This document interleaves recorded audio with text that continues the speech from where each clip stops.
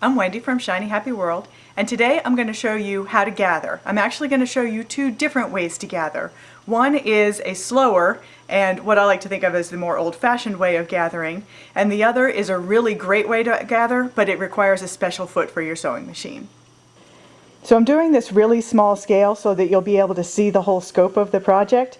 Basically what I want to do is join this piece of fabric to this. So I'm going to need to gather this piece up so that it'll fit in that space.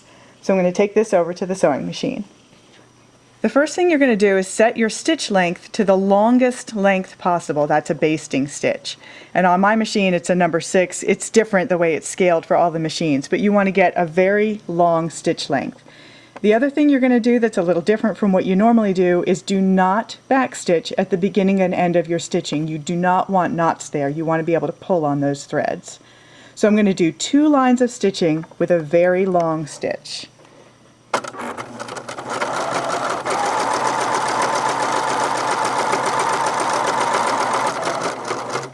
that's one line, and I'm going to pull it and make sure that I have enough tail to grab onto. So cut that off. And now I'm going to do one more line of stitching right next to this first one. You need to be careful not to cross over your lines of stitching because that'll kind of act like a knot.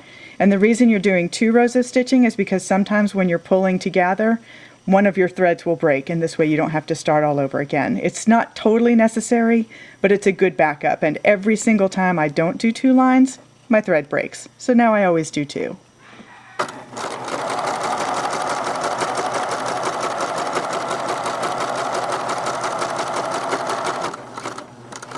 And again, I'm not backstitching at the end, just pulling it out and leaving myself a tail. And you can see I've got 2 rows of stitching there, very long stitches. Now we're going to go over and I'm going to show you how to gather it up so that you join them together. Okay, the first thing you need to do is do a few markings. You can see that I took this piece of fabric and I folded it in half and marked it with a pin. This is a small piece of fabric, so I don't need to do any more than that, but if it were bigger, you would fold it in half again and put a pin in that halfway point and keep doing that until you feel like you have manageable sections of fabric. So this one I've just got 1 pin in the middle. So I need to also divide this piece in half. So I'm going to fold it in half, just press it, open it back up, and mark that also with a pin. So this is divided in half and that's divided in half. If I divided this one in fourths, I would also want to divide this one in fourths. You want to divide both pieces of fabric into the same number of sections. And then what you're going to do is grab the 2 bottom threads here. Just leave the top ones alone and grab the bottom threads and hold on to both of them. If you hold on to them, you can pull the fabric up and gather it on those threads. And you can do the same thing from the other side. You can gather it all in one direction or gather it in both directions. For a short piece I would usually gather it all in one direction, but if you have a really long piece it helps to gather it up from both directions. And I usually gather it up actually more than it needs to be. That helps me to even things out to start with. And now I join the 2 pieces together. Right sides together. The first thing I'm going to do is pin both centers so that the centers are matched up. And now I'm actually going to ungather a little bit so that the edges match up. So now I've got this edge matched up. I'm going to pin that. I'm going to do the same thing on the other side. I'm going to ungather it just a little bit so that this edge matches up, and I'm going to pin that. And now I've got my fabrics the same length, but you can see that I've got my stitches, my gathering is uneven. So the last step before I take it back to the sewing machine is just to even those gathers out. I'm just going to do that on both of them, and you just pull it, the fabric will slide right on those threads. So now I've got that pretty well evened out. I'm going to take it back to the sewing machine and sew those layers together. When I sew the layers together, I like to have my gathers on top and my flat fabric on bottom. That way I can watch the gathers and make sure that they are gathering evenly and staying even and not getting kind of slanty or anything. So now I am going to backstitch at the beginning.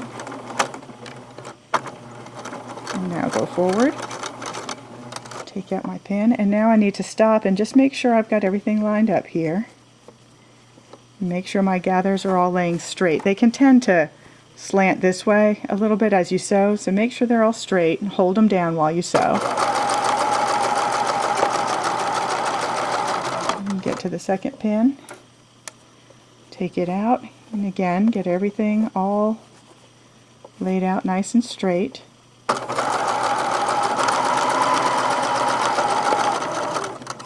Take that pin out, do a little back stitching. One thing I didn't mention was seam allowance. You want to make sure to do your gathering stitches in your seam allowance. Normally when you're doing clothing you're going to have a 5/8 inch seam allowance, so it's safe to do your gathering stitches at about 1/4 of an inch in, and you just want to make sure that all those messy gathering stitches end up in the seam allowance part that's never going to be seen. So now let me open it up and you can see you have nice even gathers on there. The other way to gather uses a special foot called a gathering foot. I'm going to pop my regular presser foot off and pop on my gathering foot. Before I put that on, let me show this to you. This has got a special slot in there. This is so that you can put the fabric that you want to gather. It runs under the foot. And if you want to sew it to another piece of fabric, you can slide that through this foot and it won't get gathered.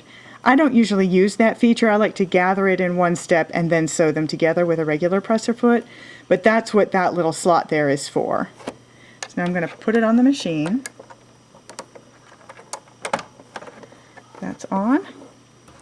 And let me show you how this works. It's pretty magical. I'm going to do 2 strips for you. I cut these strips 10 inches long, and I'll explain why in just a minute. For right now I'm going to show you the gathering foot with a regular stitch length. The stitch length affects how much gather there is.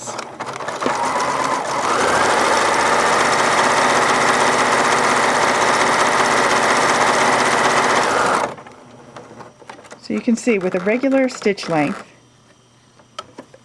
I get very little gather.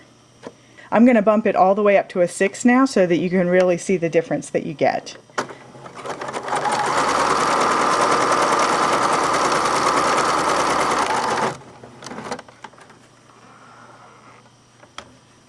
So that is gathered up with a 6, and you can see that that is a lot more roughly.